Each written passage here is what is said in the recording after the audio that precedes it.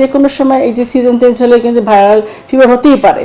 সেক্ষেত্রে আপনি ডেঙ্গু নাকি চিকনগুনিয়া নাকি কোভিড নাকি আপনার হলো যে নর্মাল ভাইরাল ফ্লু সেটা আপনি জানতে পারছেন না, সেই জন্য চিকিৎসকের কাছে আসতে হবে।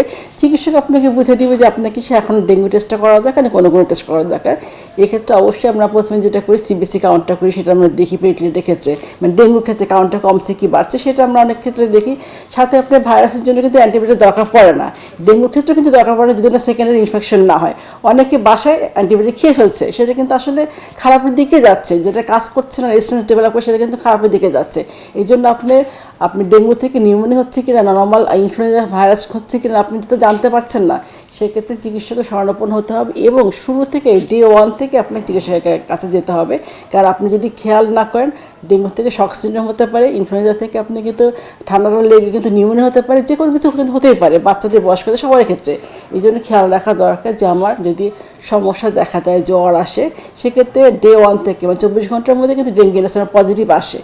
এই জন্য চিকিৎসকের কাছে আপনাকে যেতে হবে, কারণ আপনি জানতে হবে যে আসলে আপনি কী হয়েছে। জানার পরে তো আপনি টেস্টটা করে নির্ধারণ করে আপনার সিমটমটা উপসর্গ দেখে আমরা ট্রিটমেন্টটা দিয়ে থাকি। এই জন্য বলবো যে এখন যদি আপনার এই সময়টা এই সিজনটার সময় অবশ্যই খেয়াল রাখতে হবে যে আপনার আসলে কোনো ধরনের সমস্যা হচ্ছে কিনা, চিকিৎসকের শরণাপন্ন অবশ্যই হবেন।